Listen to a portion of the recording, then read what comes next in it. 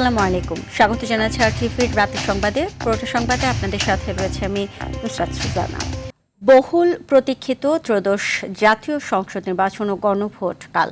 রাজধানীর 15টি আসনের 75% বেশি কেন্দ্র ঝুঁকিপূর্ণ, যার মধ্যে সব থেকে বেশি ঝুঁকিতে ঢাকা 18 আসন। রিটার্নিং অফিসার ও ঢাকা বিভাগীয় কমিশনার শরফুদ্দিন আহমদ চৌধুরী বলছেন, ঝুঁকিপূর্ণ কেন্দ্রগুলো সিসি ক্যামেরার আওতায় রাখার পাশাপাশি সর্বোচ্চ সতর্ক থাকবে আইনশৃঙ্খলা বাহিনীর সদস্যরা।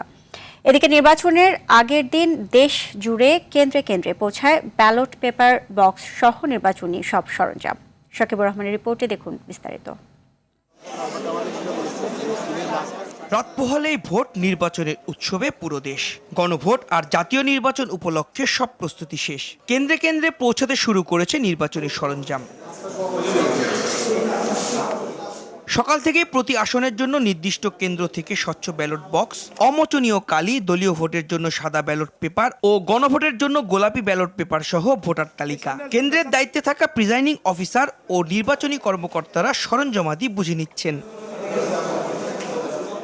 সহকারী রিটার্নিং কর্মকর্তা জানিয়েছেন, সর্বোচ্চ নিরাপত্তা ব্যবস্থা নিয়ে সরঞ্জাম পৌঁছে দেয়া হচ্ছে। পুলিশ, বিজিবি, র্যাব, সেনাবাহিনী, আনসার সহ আমাদের সার্বক্ষণিক নিরাপত্তা ব্যবস্থা জোরদার করা আছে। আমরা আশা করছি যে খুব সুন্দরভাবে নির্বিঘ্নে মালামালগুলো কেন্দ্রে পৌঁছাতে পারবে। এক সংবাদ সম্মেলনে রিটার্নিং অফিসার ও ঢাকা বিভাগীয় কমিশনার শরফউদ্দিন আহমদ বলেন, ঝুঁকিপূর্ণ কেন্দ্রে বিশেষ নিরাপত্তার ব্যবস্থা করা হয়েছে।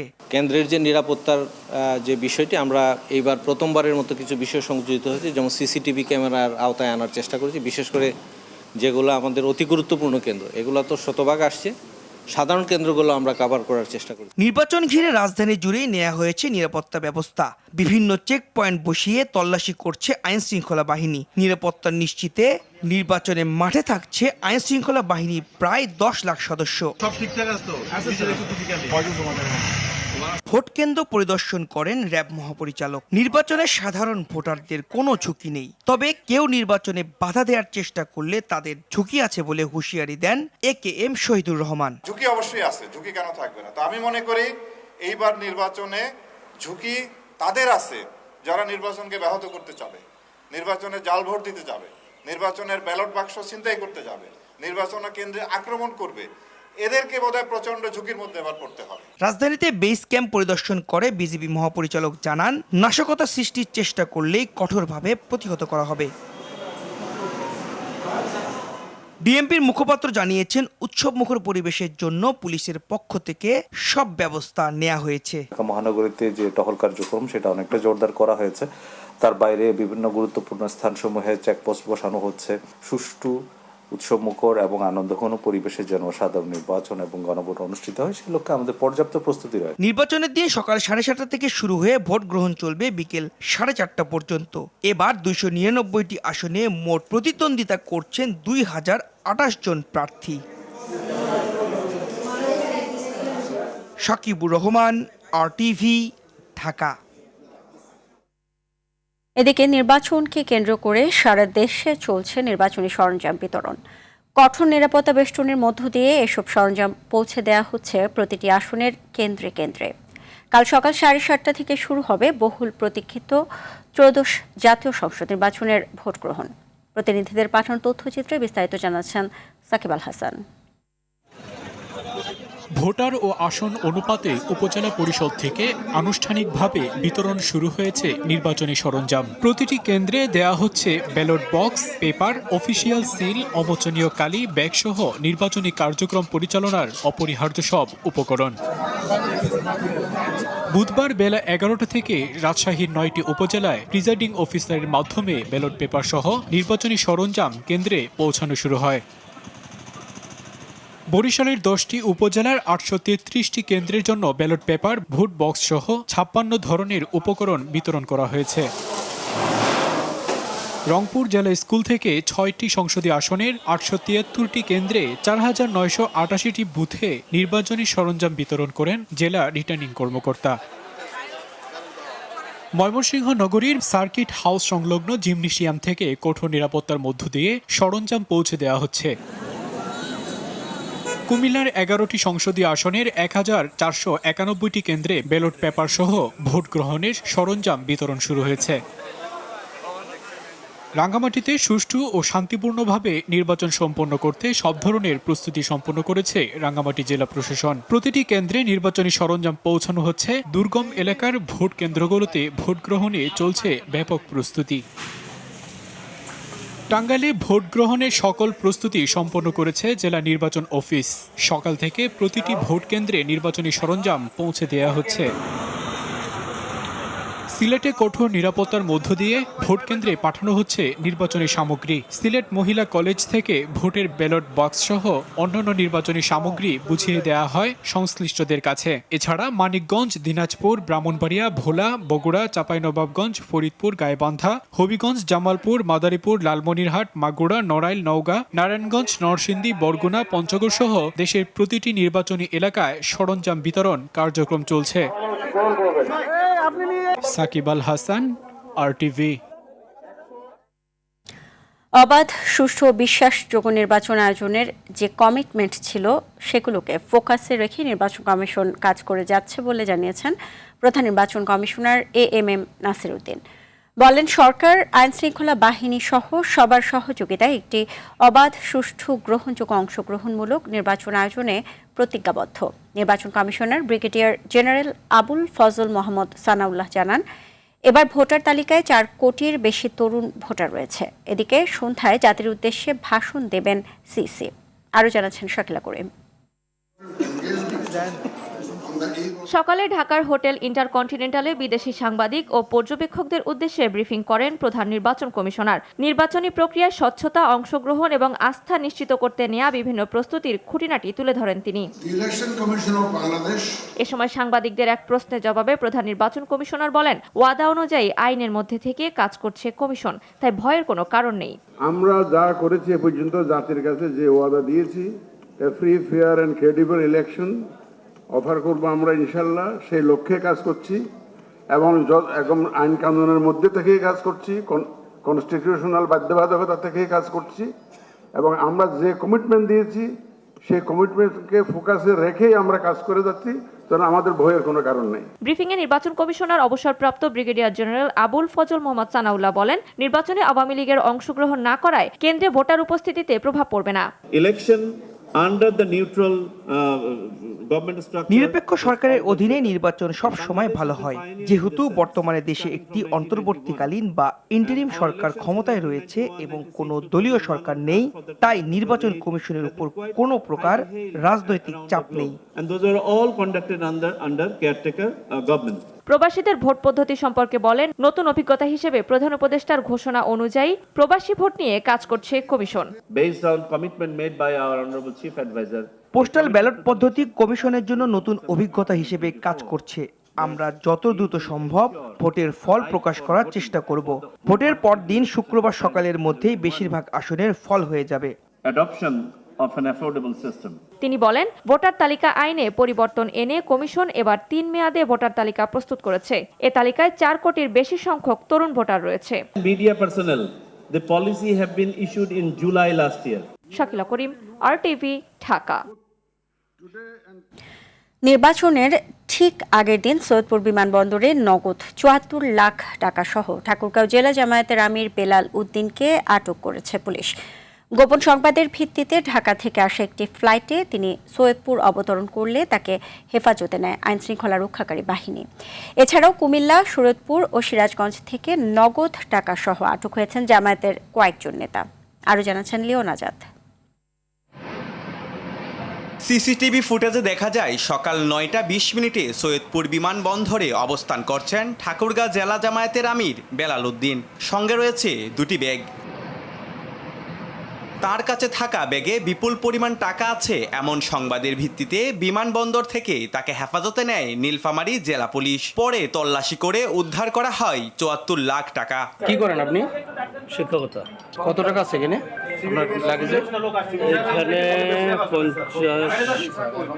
50 প্লাস। 50 প্লাস আছে। 50 প্লাস আছে, 50 লাখ। জিজ্ঞাসাবাদকালে এক পর্যায়ে বেলালউদ্দিন অসুস্থ হয়ে পড়েন। শুরুতে তাকে সৈয়দপুর 100 শয্যা হাসপাতালে এবং পরে রংপুর মেডিকেলের সিসিউতে নেওয়া হয়।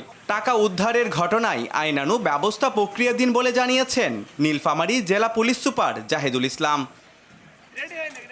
তবে জরুরি সংবাদ সম্মেলনে টাকা উদ্ধারের ঘটনাকে সম্পূর্ণ উদ্দেশ্য প্রণোদিত নাটক বলে দাবি করেছেন জামায়াতের সহকারী সেক্রেটারি জেনারেল এহসানুল মাহবুব জুবায়ের। এয়ারপোর্টের মতো একটা রেস্ট্রিক্টেড এরিয়াতে যেখানে খুবই লিমিটেড মানুষের চলাফেরা, সেখানে একটা নাটক সাজানো হয়েছে যে তিনি এই টাকা নিয়ে যাচ্ছেন এবং এটার বিভিন্ন অর্থ করার জন্য বিভিন্ন ধরনের বলা হচ্ছে নিউজ করা হচ্ছে।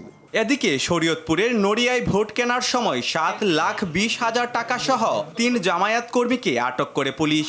এ সময় গোলাম মোস্তফা নামে এক জামায়াত কর্মীকে 2 বছরের কারাদণ্ড দেয় জুডিশিয়াল ম্যাজিস্ট্রেট।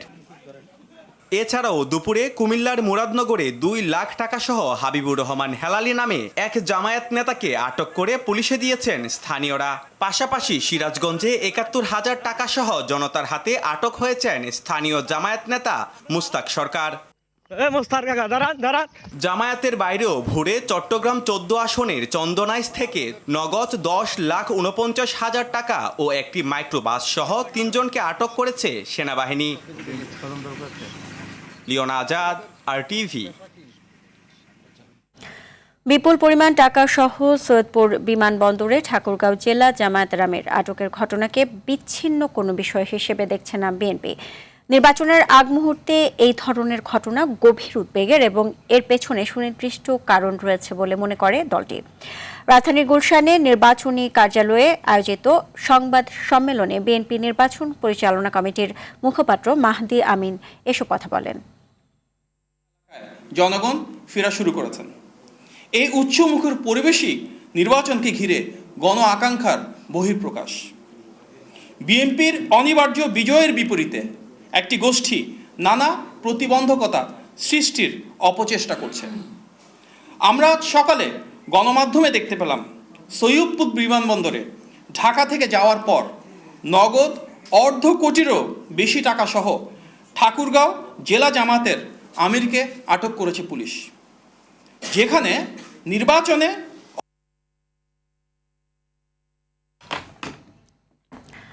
আসন্ন ত্রয়োদশ জাতীয় সংসদ নির্বাচনের ফলাফলে এককভাবে সরকার গঠনে সক্ষম হবেন বলে আশা করছেন বিএনপির চেয়ারম্যান তারেক রহমান। মঙ্গলবার রাতে প্রচারিত জার্মান ভিত্তিক সংবাদ মাধ্যম ডয়চে ভেলেকে দেয়া এক সাক্ষাৎকারে তিনি কথা বলেন। এছাড়া ফরাসি বার্তা সংস্থা AFP-কে নির্বাচনে জয়ী হলে নিরাপত্তা ব্যবস্থা পুনরুদ্ধার করা তার প্রথম অগ্রাধিকার হবে বলে জানান তারেক রহমান। আরও জানাচ্ছেন আব্দুর রহিম। জার্মানির ডয়চে ভেলে থেকে আপনাকে স্বাগত জানাচ্ছি। Thank you so much. আসন্ন ত্রয়োদশ জাতীয় সংসদ নির্বাচনের ফলাফলে এককভাবে সরকার গঠনে সক্ষম হবেন বলে আশাবাদী বিএনপির চেয়ারম্যান তারেক রহমান। মঙ্গলবার জার্মান ভিত্তিক সংবাদ মাধ্যম ডয়েচে ভেলেকে দেওয়া সাক্ষাৎকারে তিনি কথা বলেন। এককভাবে আমরা ইনশাআল্লাহ সরকার গঠন করতে সক্ষম হব।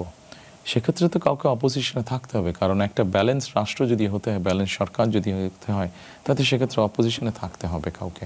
সবাই সরকারে চলে আসলে কেমন করে দেশ চলবে? সাক্ষাৎকারে নির্বাচনে তরুণ ভোটারদের গুরুত্ব, প্রতিবেশী দেশগুলোর সঙ্গে সম্পর্ক এবং গুম খুনের বিচার সহ নানা বিষয় নিয়ে কথা বলেন তারেক রহমান। যে কারোর সাথেই আমাদের এরকম হতে পারে দূরত্ব, আমার দেশের স্বার্থটা আমার কাছে প্রায়োরিটি, দেশের মানুষের স্বার্থটা প্রায়োরিটি। আমরা সেই দৃষ্টিকোণ থেকেই কারোর সাথে সম্পর্ক কেমন হবে সেটা নির্ভর করবে। একটি সিভিলাইজ দেশে মানুষ গুম হয়ে যাবে, সিভিলাইজ দেশে মানুষ খুন হয়ে যাবে, কিন্তু তার কোনো বিচার হবে না, এটা তো হতে পারে না।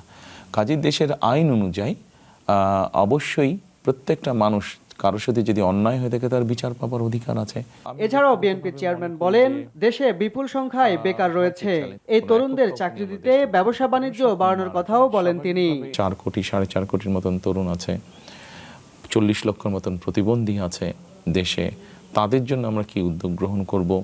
একই সাথে আপনার বাংলাদেশের জনগোষ্ঠীর অর্ধেক নারী, এই নারীদেরকে এম্পাওয়ার্ড করার জন্য আমরা কি করব?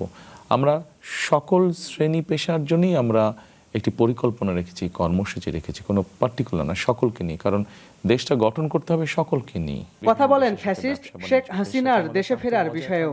রাজনীতিতে মানুষ যাকে গ্রহণ করবে তাকে কেউ ঠেকিয়ে রাখতে পারবে না, আর যাকে মানুষ গ্রহণ করবে না যত শক্তিই থাকুক না কেন, শক্তি প্রয়োগ করে সে ধরে রাখতে পারে না কিছু। 5ই আগস্ট যার উদাহরণ। আব্দুর রহিম, RTV, ঢাকা।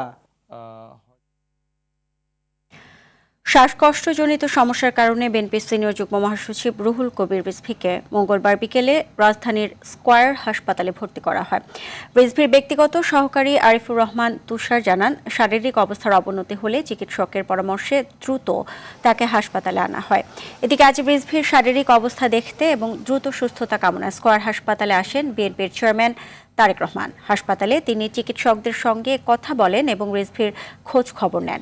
চিকিৎসকরা জানিয়েছেন, রিজভীর শারীরিক অবস্থার কিছুটা উন্নতি হয়েছে, তবে তাকে এখনও পর্যবেক্ষণে রাখা হয়েছে।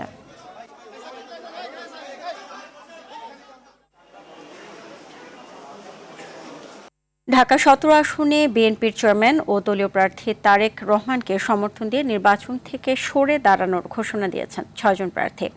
বুধবার সন্ধ্যায় এক সংবাদ সম্মেলনে এই তথ্য জানান বিএনপি চেয়ারপারসনের উপদেষ্টা আব্দুস সালাম। যারা নির্বাচন থেকে সরে দাঁড়িয়েছেন তারা হলেন টেলিভিশন প্রতীকের SM আবুল কালাম আজাদ, মোরগ প্রতীকের কাজী এনায়েতুল্লাহ, আনারস প্রতীকের মোহাম্মদ রাশেদুল হক, আপেল প্রতীকের মঞ্জুর হুমায়ুন, ডাব প্রতীকের শামীম আহমদ এবং ময়ূর প্রতীকের আনিসুজ্জামান খোকন। এ ঘোষণার ফলে ঢাকা 17 আসনের ভোটের মাঠে রাজনৈতিক সমীকরণে নতুন মাত্রা যোগ হয়েছে। ত্রয়োদশ জাতীয় সংসদ নির্বাচনে নারীদের নিরাপদ, অন্তর্ভুক্তিমূলক ও অর্থপূর্ণ অংশগ্রহণ নিশ্চিত করার আহ্বান জানিয়েছে জাতিসংঘ। দুপুরে ঢাকায় জাতিসংঘের আবাসিক সমন্বয়কারীর কার্যালয় থেকে দেয়া এক বিবৃতিতে এ আহ্বান জানানো হয়। এতে বলা হয়, নির্বাচনের সময় সাইবার বুলিং, ডিপফেক, পরিকল্পিত হয়রানি, ছবি বিকৃত করে নারী ভোটার ও প্রার্থীদের হেনস্থা করা নিয়ে বিভিন্ন নারী সংগঠন ও নাগরিক সমাজের উদ্বেগের বিষয়ে জাতিসংঘ সচেতন। তাই জাতিসংঘ নারীদের বিরুদ্ধে যেন কোনো ধরনের বৈষম্য, সহিংসতামূলক ঘটনা না ঘটে এবং ভোটের পরিবেশ শান্তিপূর্ণ রাখতে দায়িত্বশীল ভূমিকা পালনে তার সব অংশীদারের প্রতি আহ্বান জানান। বাংলাদেশের জনগণ যে সরকারকে নির্বাচিত করবে তার সঙ্গেই কাজ করবে যুক্তরাষ্ট্র। মঙ্গলবার বার্তা সংস্থা রয়টার্সকে এক সাক্ষাৎকারে একথা জানান বাংলাদেশে নিযুক্ত মার্কিন রাষ্ট্রদূত ব্রেড ডি ক্রিস্টেনসেন। এছাড়া চীনের প্রভাব কমাতে বাংলাদেশকে সামরিক সরঞ্জাম দেওয়ার কথাও জানান মার্কিন রাষ্ট্রদূত। তিনি বলেন, দক্ষিণ এশিয়ায় চীনের ক্রমবর্ধমান প্রভাব নিয়ে উদ্বিগ্ন ওয়াশিংটন। তাই চীনের সঙ্গে চুক্তির ঝুঁকিগুলো তুলে ধরে বাংলাদেশের নতুন সরকারের সঙ্গে নিবিড়ভাবে কাজ করার অঙ্গীকার করেন তিনি। এদিকে ঢাকা বেইজিং সম্পর্কে কোনো তৃতীয় পক্ষের হস্তক্ষেপ মেনে নেওয়া হবে না বলে সতর্ক করেছে চীন সরকার।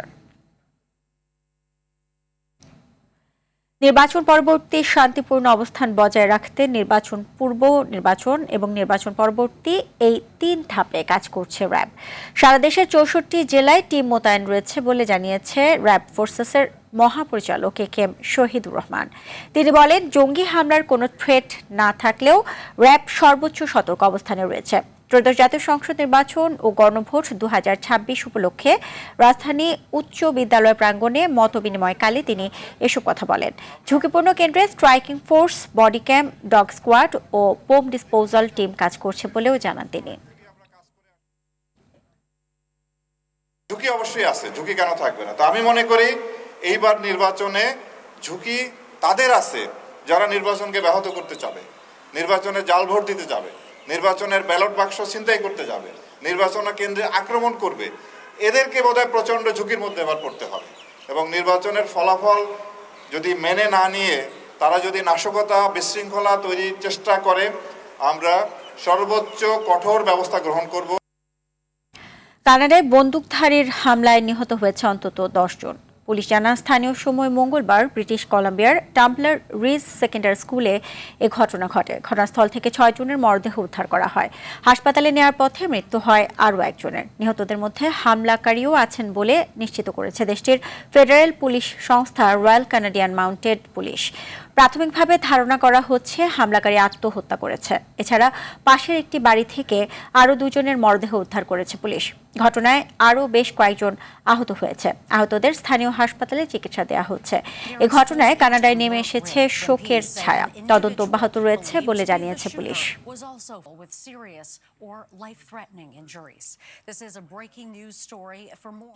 গাজায় 8,000 সেনা পাঠানোর পরিকল্পনা করছে ইন্দোনেশিয়া। এজন্য 20,000 সেনা নিয়ে গঠিত হতে পারে প্রস্তাবিত আন্তর্জাতিক স্থিতিশীলতা বাহিনী।